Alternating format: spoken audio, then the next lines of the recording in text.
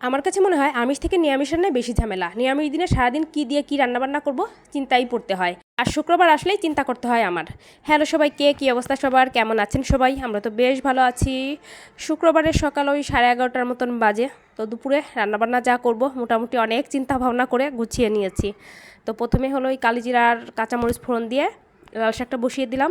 আর আমার ব্লগ যারা দেখেন তারা হয়তো কম বেশি সবাই জানেন বাসায় শুক্রবারে নিরামিষই রান্না করা হয়। তো হালকা একটু ঢেকে দিয়েছিলাম, তারপর ঢাকনাটা তুলে নিয়েছি। তো লাল শাকটা রান্না হয়ে গেছে, ওই নামানোর আগে সামান্য একটু চিনি ছড়িয়ে দিয়ে এখন নামিয়ে নেব। আর নিরামিষ দিনে দেখা যায় একটু বেশি পদই রান্না করতে হয়। আজকে অবশ্য তেমন কিছু রান্নাবান্না করা হবে না, এই 2 রকমের ভাজি আর সাথে হলো আমরা দিয়ে একটা ডাল রান্না করব। তো শাকটা নামিয়ে তারপর তেলে কালিজিরা ফোড়ন দিয়ে একটু কাঁচামরিচ ফোড়ন দিয়ে পুঁই শাকের ফলটা দিয়ে দিলাম। তো ঢাকা ছাড়াই এইভাবে আস্তে আস্তে করে ভাজি করে নেবো। যে কোনো সবুজ শাক বা যাই হোক ঢাকনা ছাড়া রান্না করলে কালারটা দেখা যায় বেশ ভালো থাকে। আর আমড়াটা এইভাবে মানে না ছিলে দিলে যে টক হয়, আগে আমি আসলে জানতাম না। যাই হোক নতুন এই বিষয়টা জানি। তা না হলে দেখা যায় যদি আমরা ছিলে ডালে দেওয়া হয় টক হয় না, আলাদা করে তেঁতুল অ্যাড করতে হয়। তো আস্তে আস্তে ডালটা ভালো করে জাল হতে থাক। আসলে টেলার্সে কোনো কিছু বানাতে দিলে ঠিকঠাক হলো কি না এটাও বড় একটা চিন্তার বিষয়। এই ড্রেসগুলো তো নেওয়া হয়েছিল মূলত বাসায় পরার জন্য।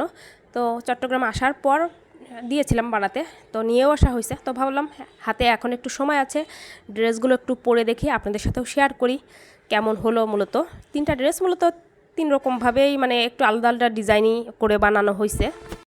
এখান থেকে মূলত যে দোকান থেকে আমি ড্রেসগুলো বানাই খুব ভালো বানায়। আর দ্বিতীয়বার মানে ড্রেসগুলো ঠিক করার জন্য নিতে হয় না। এই পর্যন্ত যে কয়েকটা ড্রেস মূলত বানিয়েছি সবগুলো ড্রেসই বানানো একদম ঠিকঠাক ছিল, মানে আমি যেরকম পরতে পছন্দ করি ওরকমই হয়েছিল। সবগুলো ড্রেসই ভীষণ সুন্দর। তো আসলে বাসায় পরার জন্য একদম সুতি তারপর সফট ড্রেসগুলোই কিন্তু পারফেক্ট, আমার তো ভালো লাগে। আর বিশেষ করে বাসায় ওইভাবে সবসময় 3 পিস পরা হয় না, 3 পিস পরা হয়, তারপর টি শার্ট পরা হয় যখন যেটা ভালো লাগে। বিশেষ করে এরকম মানে সুতি ড্রেসগুলো বানাই আমি যখন আমাদের বাড়িতে যাই বা আমার শ্বশুর বাড়িতে যাই তখন মূলত পরার জন্য। তো যাই হোক প্রতিটা ড্রেসের গলার ডিজাইনটা তারপর সালোয়ার নিচের ডিজাইনটা একটু আলাদা আলাদা ছিল, বেশ ভালোই আমার লেগেছে, বানানোও সুন্দর হয়েছিল। এখন চলে আসলাম রান্নাবান্না বাকিটা শেষ করার জন্য। তো একটু চিপস ভেজে নিলাম, যেহেতু ডাল করব, ডালের সাথে খাওয়ার জন্য কিন্তু চিপস বেশ ভালো লাগে তাই না?